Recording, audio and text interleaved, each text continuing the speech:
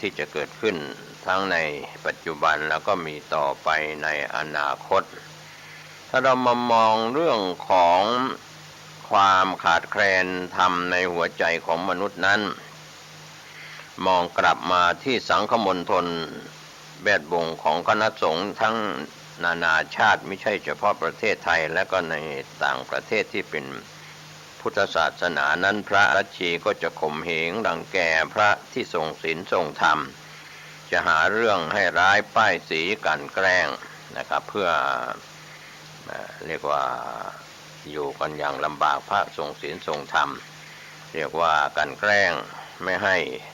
เป็นเสี้ยนหนามในความมั่นคงของตัวเองแล้วก็พรรคพวก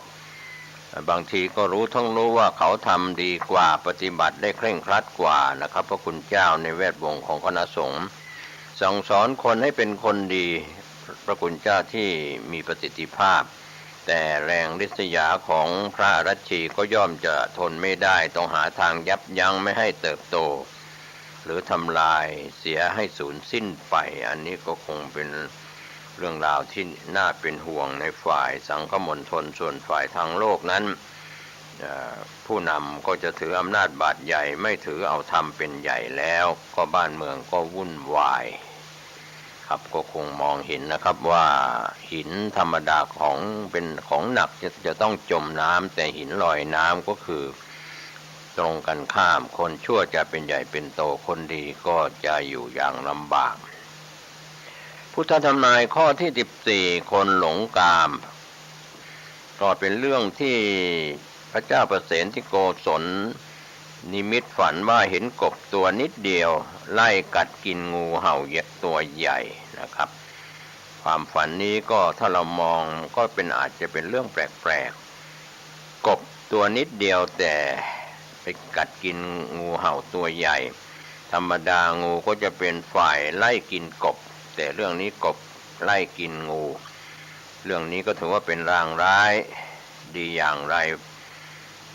หรือจะเกิดขึ้นกับราชบัลลังก์ของพระเจ้าประเสนที่โกศลอย่างไรพระพุทธองค์ก็ทรงอธิบายว่าการฝันเห็นกบงูร้ายแล้วก็กัดตาย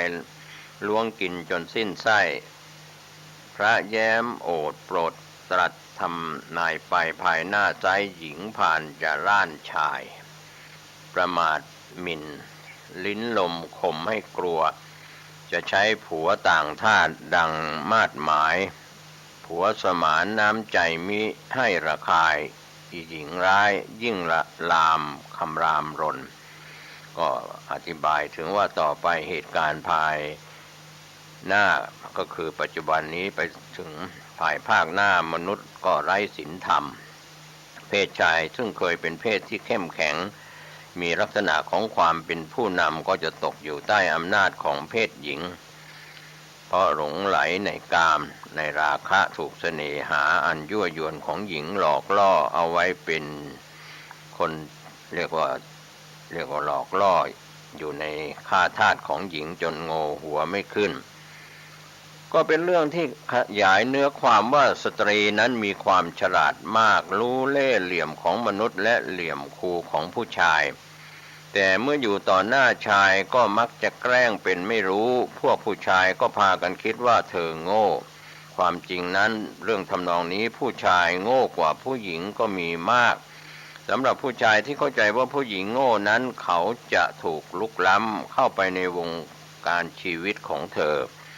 อย่างทารนงห้าวหาญแล้วผลสุดท้ายลุ่มหลงจนโง่หัวไม่ขึ้นก็ตกเป็นทาสรับใช้เพราะติดในรสเสน่หาก็ดุจโคเทียมแอกลากไถไปในนาต้องทนลากไถไปท่ามกลางแสงแดด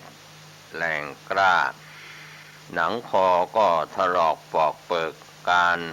คูดแห่งแอกบางทีก็ถูกตีด้วยไม้เรียวถูกแทงด้วยประตักจนขนหลุดร่วงมีเลือดไหลซึมออกมาจากผิวก็จะร้อนแล้วก็หิวยากก็มิอาจพูดจาขอร้องวิงวอนใดๆบางครั้งผานไถฉลับไปเสียดกับน่องเลือดแดงสดซึมออกมาเหมือนคำพูดจาของสตรีหญิงที่ข่ม ขี่เสียดแทงบุรุษที่อยู่ในอำนาจของเธอก็สร้างความเจ็บปวดรวดร้าวใจยิ่งกว่าบาดแผลทางกายมากมายนักนะครับก็คำว่าเครื่องผูกมัดก็คือเสน่หาเป็นเครื่องผูกที่เหนียวแน่นก็เรียกว่าคล้องใจ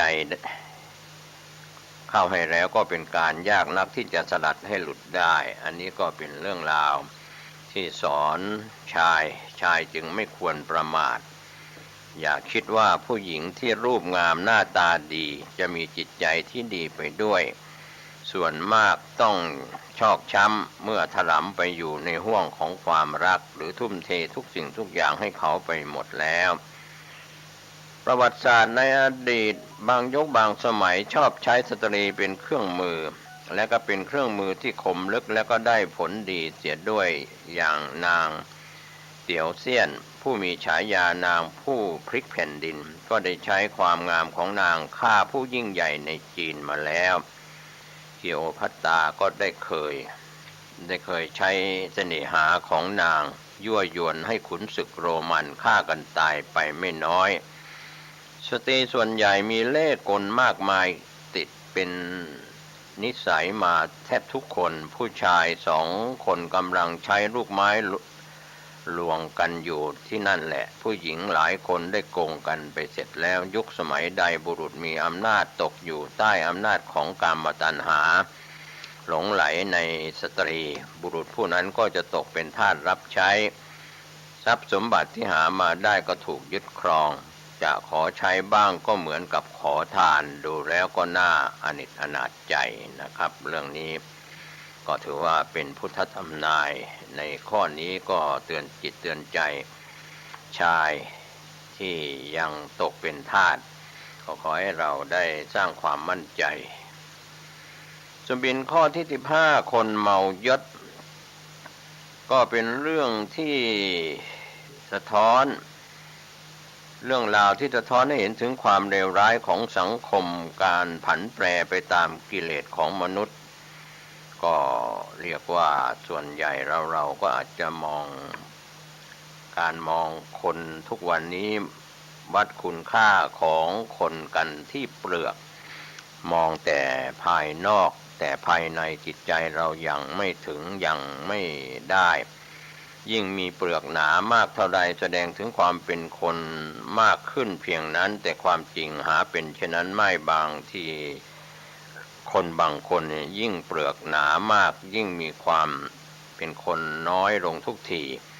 มนุษย์อันสมบูรณ์ทั้งร่างกายและจิตใจอันจะอยู่ในเรือนร่างของบุคคลสังคมก็จะพากันรังเกียจ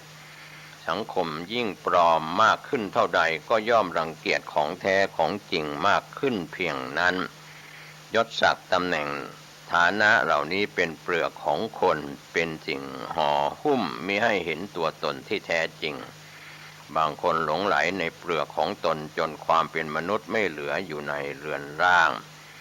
เรื่องราวพุทธธรรมนายข้อนี้ก็เป็นเรื่องที่สอนให้เห็นถึงสุวรรณหงส์สีทองซึ่งเป็นสัตว์ชั้นสูงต้องมาคบค้าเรียกว่าทำการเรียกว่าทำยอมกับกาดำซึ่งเป็นสัตว์ไม่มีสกุลเป็นสัตว์ชั้นต่ำก็หงส์ทองก็จะเป็นทาสของกานั่นแหละครับก็ถือว่าเป็นเรื่องราวที่มีความหมายถ้าขยายออกไปก็จะเห็นระหว่างหงส์กับกาเป็นสัตว์ที่ต่างชั้นต่างสกุลซึ่งกันและกันนะครับท่านผู้ฟังก็เรื่องของพระพุทธองค์ก็ทรงพยากรณ์ว่าต่อไปในอนาคตก็คือในปัจจุบันไปถึงอนาคตโลกก็จะผันผวนเปลี่ยนแปลงหน่อเนื้อเชื้อกษัตริย์ผู้ทรงอำนาจผู้เป็นบ่อเกิดแห่งความภักดีของคนทั้งหลายจะไม่อยู่ในศีลในธรรมก็จะหวาดระแวงในราชสมบัติเกรงกลัวผู้จะก่อความวิบัติให้กับราชบัลลังก์อาจจะเป็นคนในตระกูลสูงด้วยกันก็ดีแย่งชิงกันหรือไปคบหากับคนพาลสันดานต่ำพวกที่มีแต่กำลังแต่ไร้สติปัญญาเป็นพรรคพวกไว้ก็ยกกำลัง กันเข้ามาก็เลยต้องไปยกตำแหน่งให้กับราชการ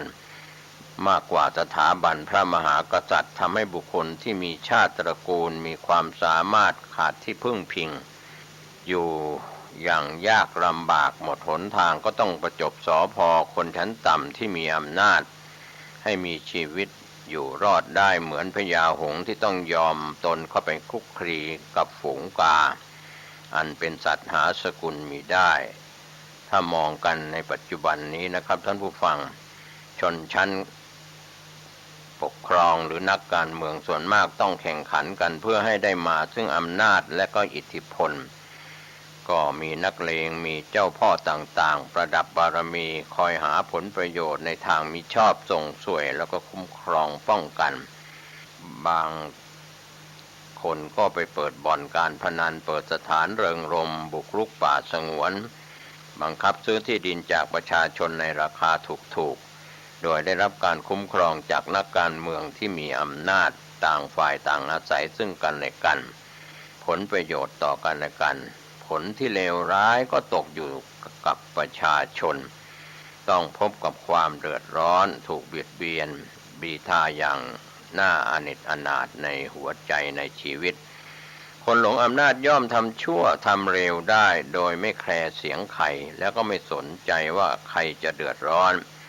ดังนั้นคนที่มีจิตสำนึกย่อมรู้จักคุณค่าของคนบ้างว่าอยู่ที่ความดีงามความมีเมตตากรุณารู้จักหวั่นใจในทุกข์ของผู้อื่นแล้วก็ไม่แสวงหาความสุขเพื่อตนเองโดยเบียดเบียนผู้อื่นให้เดือดร้อนเรียกว่าเอาสุขเข้าตัวเอาชั่วให้คนอื่นนั่นแหละครับท่านผู้ฟังก็คงเป็นนิมิตหมายไม่ดีที่เราเห็นความฝันของพระเจ้าประเสนทิโกศลในข้อนี้ก็ไปเรียกว่าหงส์ไปยอมกาเพื่อให้กานั้นเป็นสัตว์ตระกูลต่ำนะครับท่านก็คงเข้าใจว่าฝูงหงส์ที่เป็นฝูงเป็นสัตว์ที่สูงสักก็จะ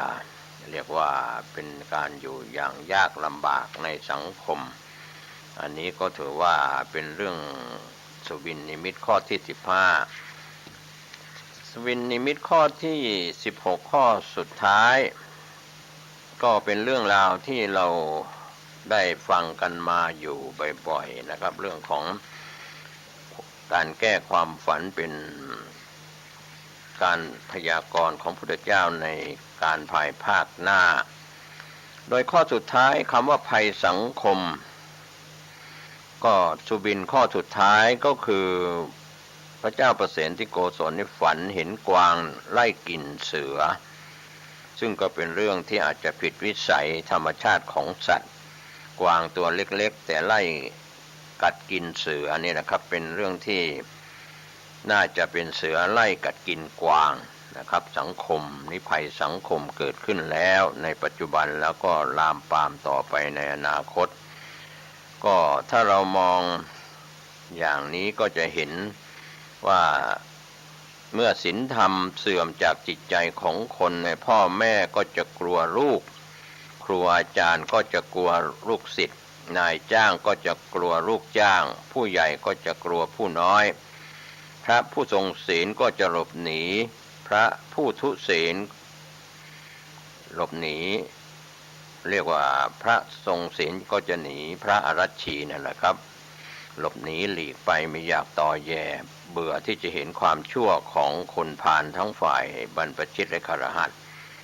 สังคมเรานั้นมีเหตุเพศภัยร้ายแรงอยู่บ่อยๆเรื่องปะทุที่เป็นเกี่ยวกับรูปธรรมที่เกิดขึ้น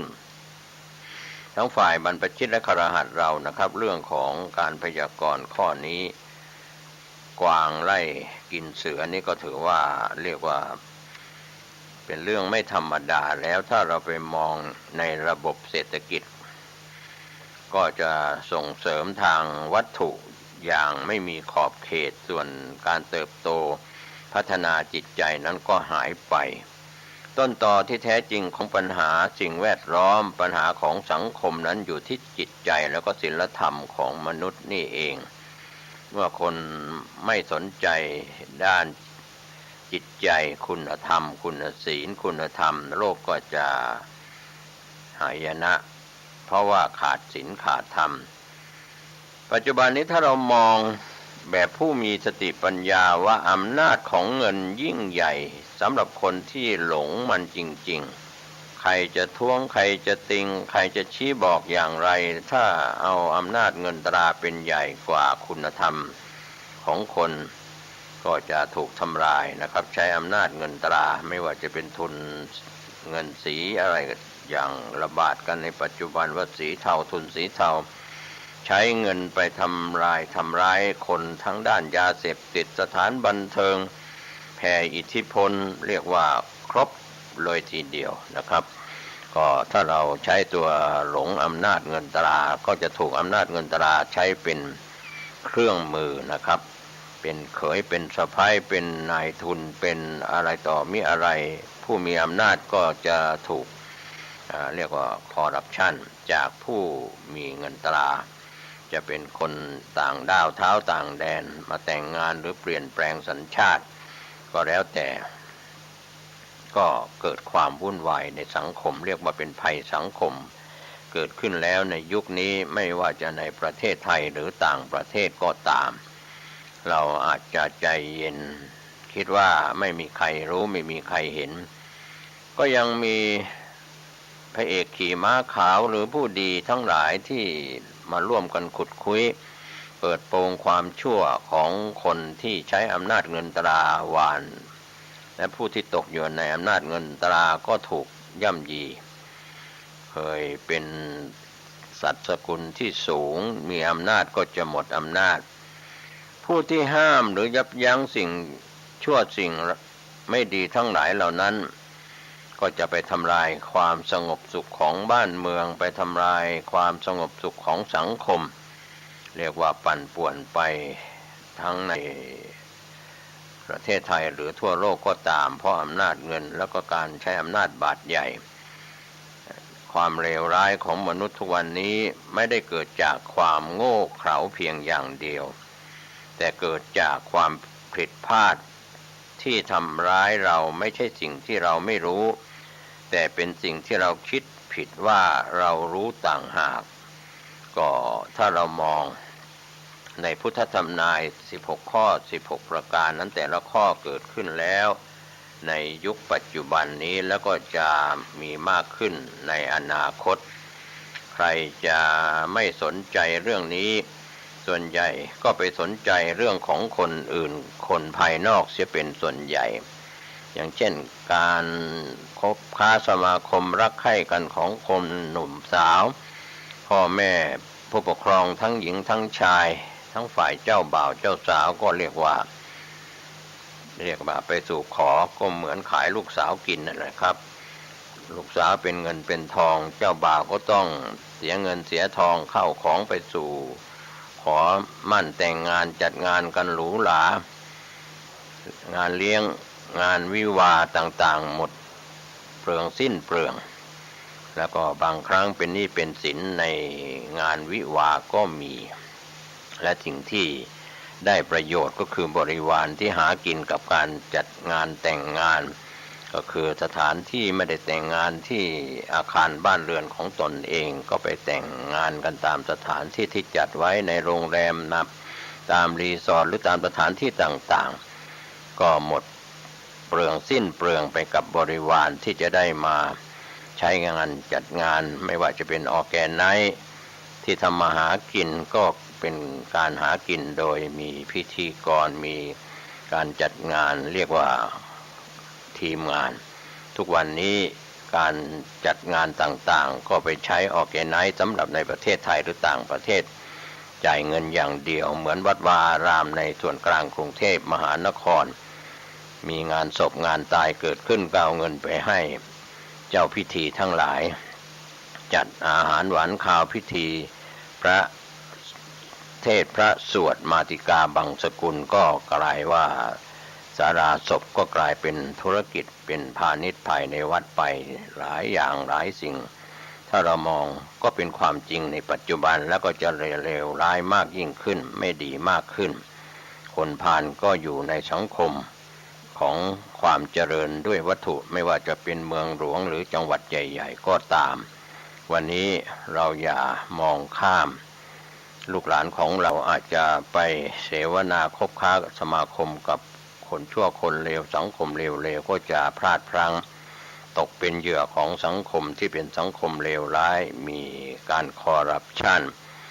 มีปัญหายาเสพติดมีอบายมุขช่องทางต่างๆมากมายวันนี้ผู้ดำเนินรายการนำเรื่องนี้ซึ่งเป็นหลักฐานปรากฏในพุทธธรรมนายในสมัยพุทธกาลที่พระเจ้าประเสนที่โกศลสุบินก็คือฝันคืนเดียว16เรื่องก็คิดว่าจะมีเหตุเพศภัยกับพระองค์แต่ก็พระนางอัคมเหสีของพระเจ้าประเสนที่โกศลพระนางมาริกาก็ให้พระเจ้าแผ่นดินพระเจ้าประเสนที่โกศลนั้นไปสอบถามเรื่องนี้กับพระคุณเจ้าก็คือพระสัมมาสัมพุทธเจ้าที่วัดเชตวันก็ทำให้กระจ่างแจ้งว่าเหตุเพศภัยเหล่านั้นจะเกิดขึ้นกับมนุษย์ชาวโลกต่อไปในอนาคตก็คือในปัจจุบันจนถึงขณะนี้และก็จะขยายวงกว้างต่อไปดังนั้นวันนี้ประชาชนก็ดูเหมือนจะเดือดร้อนเทวดาสิ่งศักดิ์สิทธิ์ที่อยู่ใน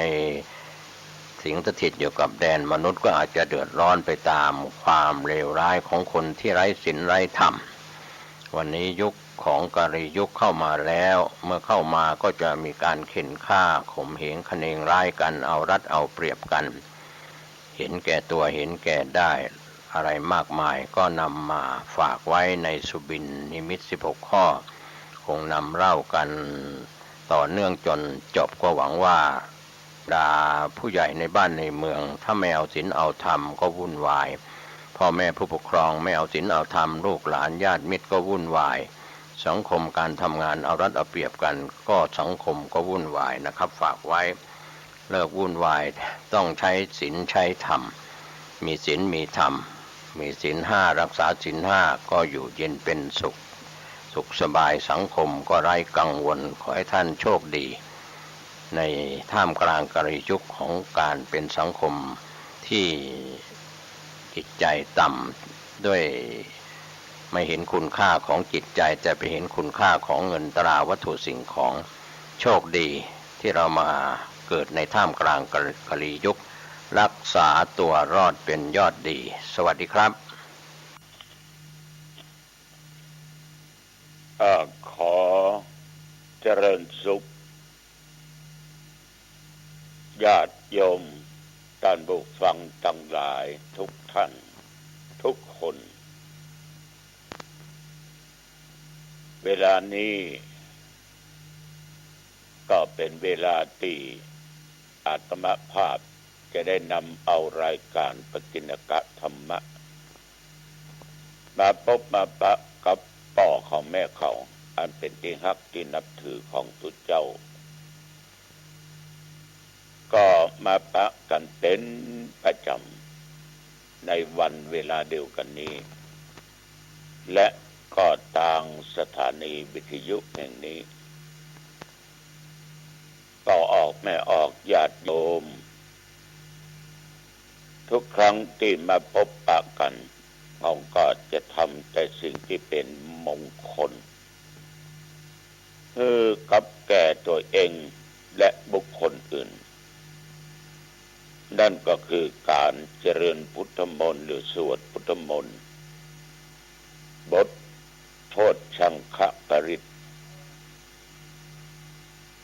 ทำไมเราถึงสวดบทนี้เพราะเราทุกคนนั้นตั้งใจว่าสวดถวายพระพรชัยแด่สมเด็จพระเจ้าลูกเธอเจ้าฟ้าพัชรกิติยาภาพระองค์นั้นได้หายจากการเจ็บไข้ได้ป่วยคือหายจากการพระประชวรเกี่ยวกับระบบเครื่องหัวใจ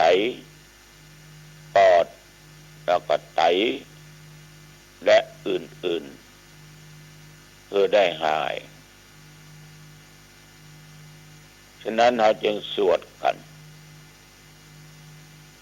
วันนี้ก็เช่นเดียวกัน เราจะได้ไหว้พระสวดมนต์กันตามที่เราได้ปฏิบัติมาญาติโยมท่านผู้ฟังต่อไปนี้ขอทุกคนตั้งอกตั้งใจเด้อเอาว่าโตยกันไปตามกันไปพร้อมนะอะระหังสัมมาสัมพุทโธภควาพุทธังภควันตังอภิวาเทมิสวากขาโตภควตาธัมโมธัมมังนัมมัสสามิสุปฏิปันโนภควโตสาวกสังโฆสังฆังนัมมามินะโมตัสสะภะคะวะโต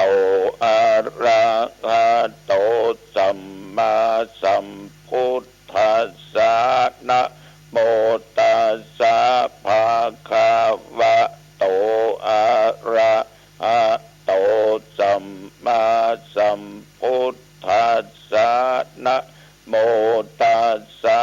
ภะคะวะโตอะระหะโตสัมมาสัมพุทธัสสะพุทธังสรณังคัจฉามิธัมมังสรณังคัจฉามิสังฆังสรณังคัจฉามิตุติยัมปิพุทธังสรณังคัจฉามิตุติยัมปิธัมมังสรณังคัจฉามิตุติยัมปิสังฆังสรณังคัจฉามิตติยัมปิพุทธังสรณังคัจฉามิตติยัมปิธัมมังสรณังคัจฉามิตติยัมปิสังฆังสรณังคัจฉามิโพชังโคสติสังฆาโตธัมมานังวิจโยตถาวิริยัมปิติปัสสติโพชังคาจะตถาปะเรสมาทุเปขะโพชังคาสเตเตสัพปะทักษินามุนินาสัมมาทักขาตาภะวิตาภะอุดิกาตาสังวัตตันติอภิญญายะนิพพานายะจะโพธิยาเอเตนะสัจจวัตเชนะโสธิเตโหตุสัพพัทธาเอกัสสมิงสะมะเยนะโทโมคันลานันจะกาสะปังคิลาเนทุขิเตทิสวาโพชังเคสัตตาเทสานิเตจะตังอาภินันติตวโรคามุตจิงสุตังคะเนเอเตนะสัจจะวัจเจนะโสทิเตโหตุสัพพะทาเอกทาธั มมาราชาปิเขตันเยนะพิปิลิโตจุนทัตเทเลนะตันเยวะภะนาเปตัวนะสาทะรังสัมโมทิตวาจะอาภาธาตัมหาพุทธาสิธานะโสเอเตนะสัจจวัตเจนะโสทิเตโหตุสัพพะทาปะหินาเตจาอาภาธาตินนันนัมปิมะเหสินังมัคคาอาตะกิเลสาวะปัตตานุปาติธรรมะตังเอเตนะสัจจวัชเชนะโสทิเตโหตุสัพพะทาภาวะโตสัพพะมังคลังรักขันตุสัพพะเทวตาสัพพะพุทธานุภาเวนะสัทธาโสทิภะวันตุเตภาวะตุสัพพะมังคลังรักขันตุสัพพะเทวตาสัพพะธรรมานุภาเวนะสัทธาโสทิภะ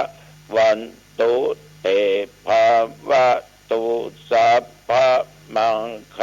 ลังรักขันตุสัพพะเท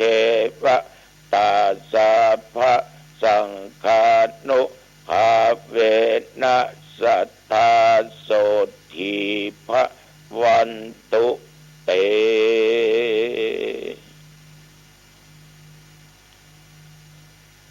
กรมอุตุได้ประกาศไว้ว่าตั้งแต่เมื่อตะวันวามาจนถึงปัจจุบันบัดเดี๋ยวนี้แถวบริเวณวัดหนองตองและใกล้เคียงวัดหนองตองอากาศปลอดโปร่งบ่มีฝนบ่มีเมฆแต่ว่ามีลมสวยๆหน่อยสำหรับขณะนี้อุณหภูมิเช้าเนอะญาติโยมเนอะวันนี้ดีกว่าเมื่อวันวา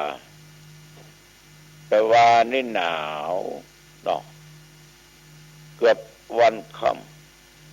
ำแต่ขณะนี้อุณหภูมิขึ้นไปเช้าก็ยังแควนน้อยญาติโยมท่านผู้ฟังทั้งหลายก็มีหลายท่านหลายคนเปิ้นก็ข้องอกข้องใจว่าตกลงออกไปนอนที่สถานศึกษาธรรมปฏิบัติธรรมแล้วก็ตอบว่าไปเป็นบางครั้งบางคราวยังบ่เป็นที่แน่นอนเตือเพราะมันยังขาดห้องน้ำนะขาดห้องน้ำอยู่ถ้าห้องน้ำได้กึดได้สร้างมันเสร็จเมื่อใดก็จะไปกันเมื่ออันเราก็ไปไหว้พระไปสวดมนต์ไปอย่างอยู่บ่อยฉะนั้นญาติโยมทุกอย่างนั้นความพยายามอยู่ที่ไหนความสำเร็จย่อมจะเกิดขึ้นที่นั่นประเดี๋ยวนี้รู้สึกว่า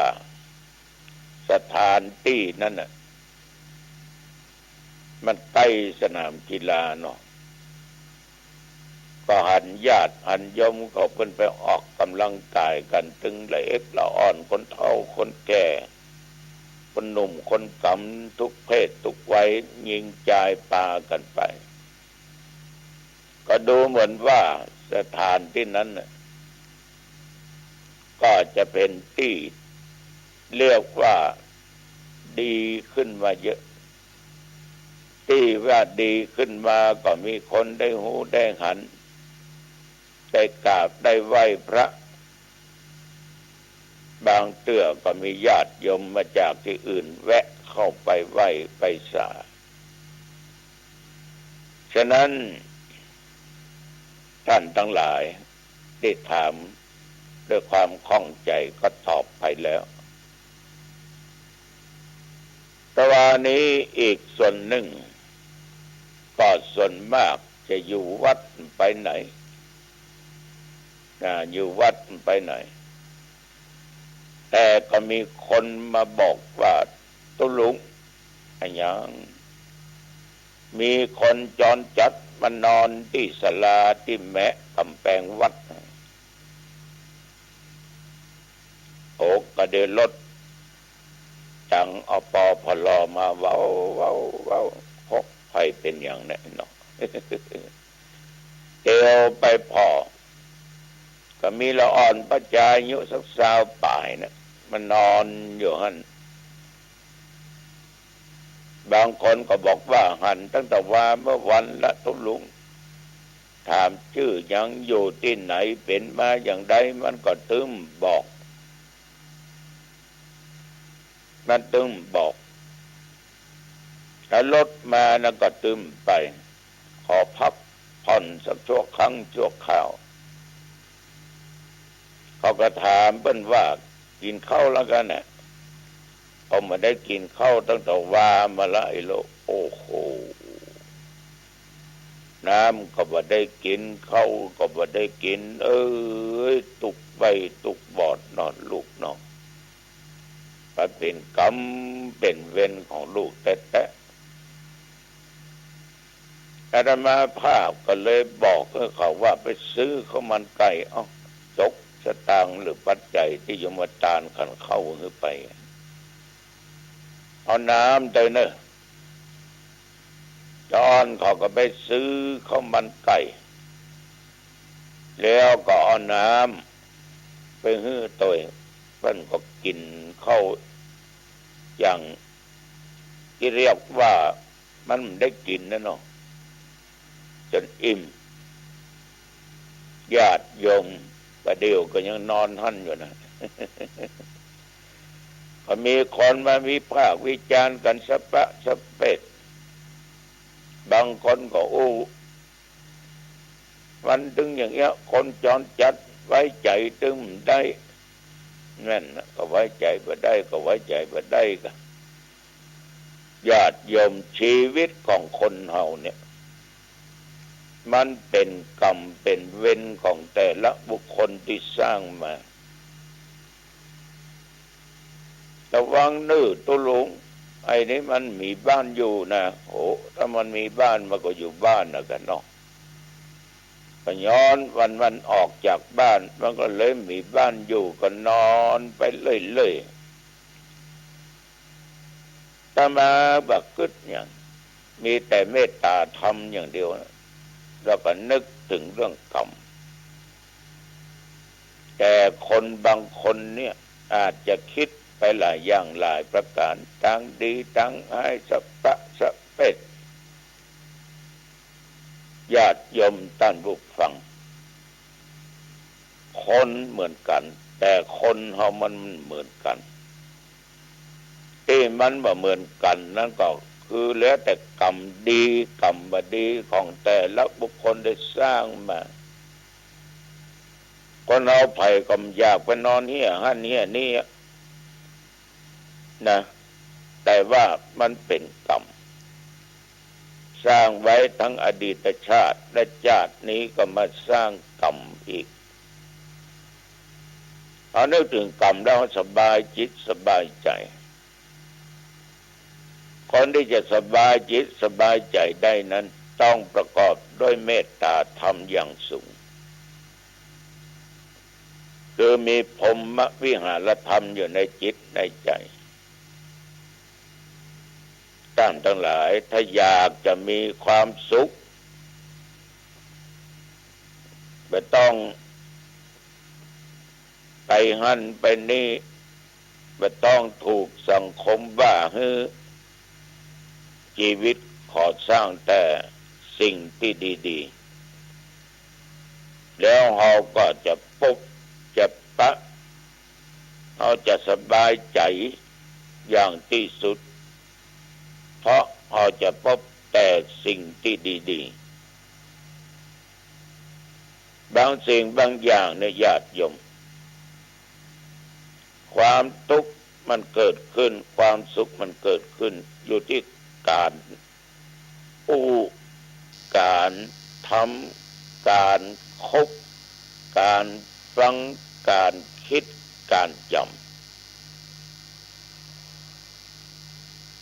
การการทำการคบการฟังการคิดการจำเนี่ยมันจะทำให้เขาทุกข์ก็ได้สุขก็ได้ฉะนั้นญาติโยมท่านผู้ฟังเขาลองมาเลือกบอกในบางอย่างดูเลือกบัตรธรรมในบางอย่างดูเลือกบอกคบในบางอย่างดูเลือกบอกฟังในบางอย่างดูเลือกบอกคิดในบางอย่างและเลือกบัตรจำในบางสิ่งบางอย่างบางคนเป็นทุกข์เพราะกรรมของตัวเองเป็นทุกข์เพราะกรรมของตัวเองญาติโยมคนเฮาเนี่ยสิ่งใดที่บัดถูกตามอารมณ์ตัวเองจะถ้าไม่ได้ตั้งเสียหายที่เป็นบาปเป็นกรรมเป็นเวรยิ่งทุกข์นักถ้าในทางที่ดีที่งามที่ประกอบด้วยศีลประกอบด้วยธรรมมันจะสบายถึงวันนี้ญาติโยมไปไปหันได้ยินได้ฟังอะไรอย่างมานี่เสริมก็ไปแถมอย่างบางท่านมักจะเสริมความและโยนความผิดแก่คนนั้นแก่คนนี้สเปดนะอย่างเรื่องยมที่มันนอนศาลานั่นเนาะบางคนนี่ที่เรียกว่าโทษคนนั้นโทษคนนี้เอาเข้ามาโทษเกี่ยววัดว่าคุณลุงอยู่วัดแต่ยังพอใครมานอนวัดว่านอนวัดโอ้ยใครไปได้นั่งเฝ้าศาลาอย่างเมื่อใดแม่ไปเจ้าเตอะกับมันก็ยังมาเฝ้าเนาะแล้วก็ว่าไปสเปด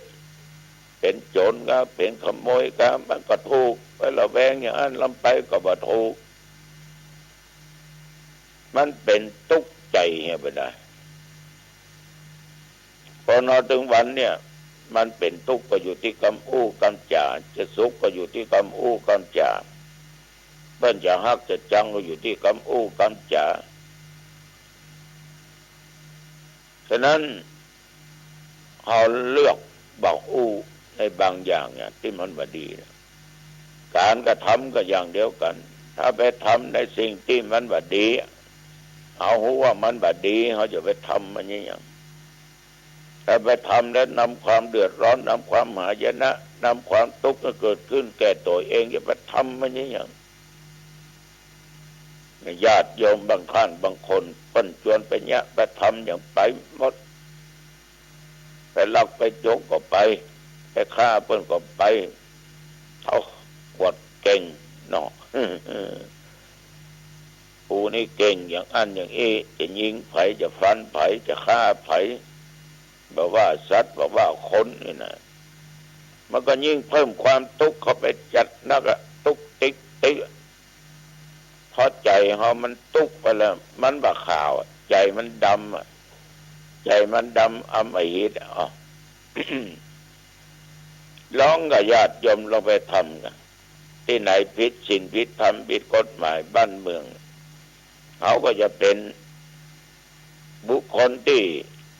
เรียกว่าบ่มีที่อยู่เหมือนกันนะจะอยู่บ้านหัวเพิ่นหูโดนยับเฮเล่ร่อนไปหันไปนี่อย่างเดียวกัน ฉะนั้นเราก็ต้องเลือกมาทำสิ่งที่มันเป็นความชั่วมันเป็นบาปเป็นกรรมเอาเลือกทำในสิ่งที่มันดีๆเอาจะมีความสุขแล้วก็เลือกบ่คบบางอย่างคนบดีเขาจะไปคบมันอย่างนี้ญาติโยมเขามันบาดดีบาดดีจะไปคบเอามาเป็นเพื่อนเป็นฝูงอย่างนี้ถ้าคบมันก็จักกระจุงเจิญจวนจุงเขาไปตกอยู่ที่ต่ำตกมอนหกวันน่ะมันจะมีความสุขว่าไปกินเหล้าไปกินยาไปฆ่าเปิ้นไปลักของเปิ้นอีตัวเองไปหมดญาติโยมจะมีความสุขว่าเปิ้นกินเนี่ยมันหาง่ายนะไอ้เปิ้นตายมันหายากนะญาติโยมเอาก็เลือกบักคบคนที่บดีอันไหนบดีบักคบเอาไปคบสิ่งที่ดีๆมันก็จะนำความสุขเกิดขึ้น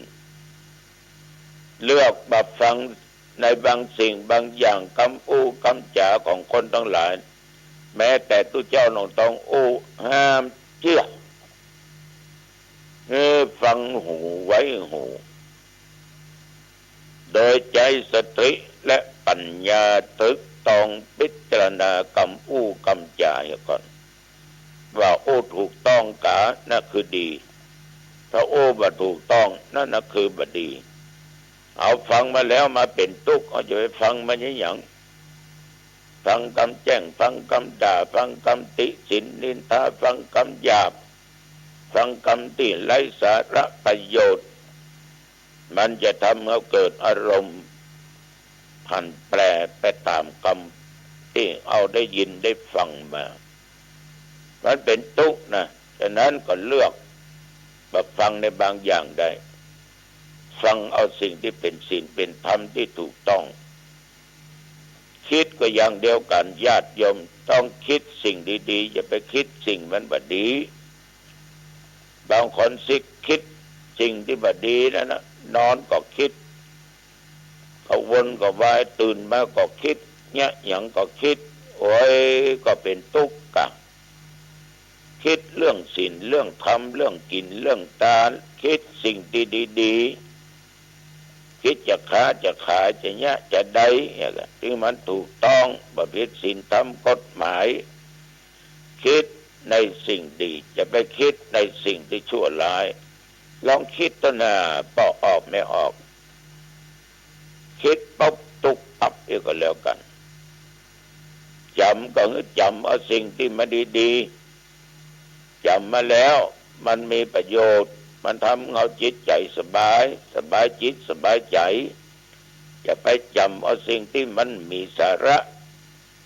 เขาจะด่าเขาจะว่าเขาจะติสินดินทาเขาจะเนี้ยอย่างใดก็บ่ต้องไปจำเอาสิ่งที่มันบ่ดีนั่นน่ะหลีกหนีเหี้ยจำเอาสิ่งที่ดีๆฉะนั้นควรจำในสิ่งที่ควรจำประจำในสิ่งที่มันบ่ควรจำอันนี้ถ้าเฮามีอย่างเงี้ยความสุขญาติโยม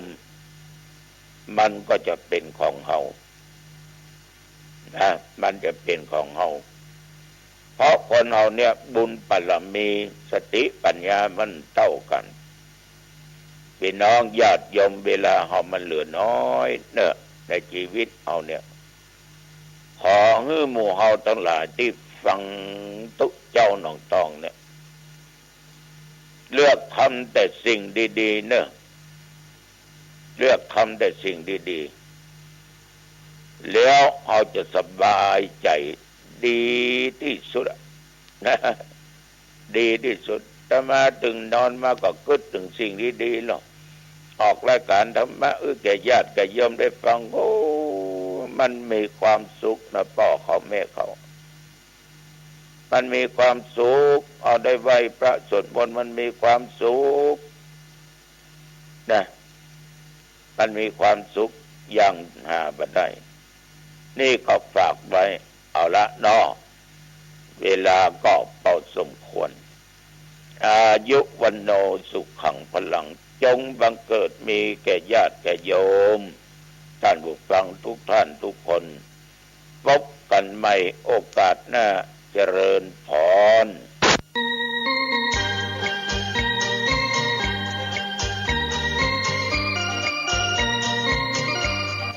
วันเสาร์ที่ 4 กุมภาพันธ์ พุทธศักราช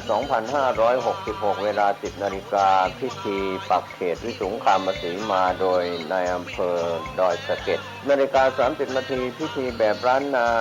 มัคคนายบ้านป่าเศร้า 13 นาฬิกากราบรัตนาพระเทพปริยัติที่ปรึกษาเจ้าคณะจังหวัดเชียงใหม่เป็นเพื่อการประชาสัมพันธ์ขอเชิญชวนศรัทธานักศีลนักบุญทั้งหลายร่วมทำบุญอายุวัฒนมงคลครบรอบ 62 ปีติด11 พรรษาพระภาวนาธรรมาภิรัตน์ไฝปัตนารองเจ้าคณะอำเภอเมืองเชียงใหม่เจ้าวาดวัดร่ำเปิงตะโปธารามเจ้าสำนักปฏิบัติธรรมประจำจังหวัดเชียงใหม่แห่งที่ 2จัดงานระหว่างวันอาทิตย์ที่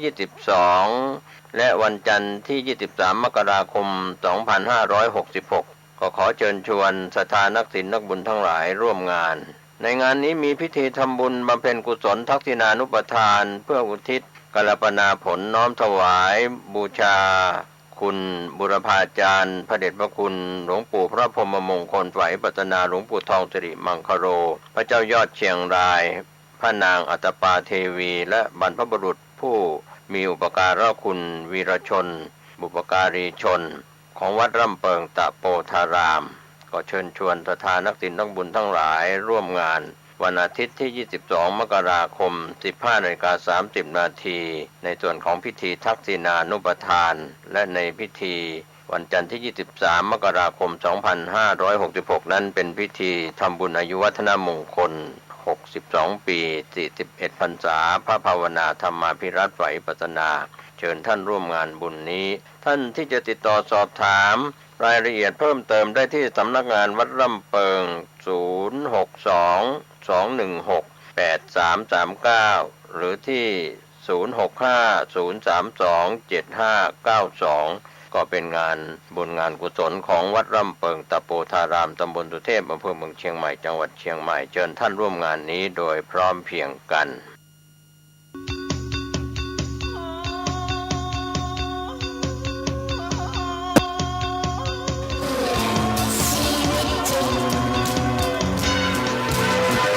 ข่าวสารเพื่อการประชาสัมพันธ์ขอเชิญชวนศรัทธานักศีลนักบุญทั้งหลายร่วมทำบุญฉลองถาวรวัตถุและเสนาสนะก่อน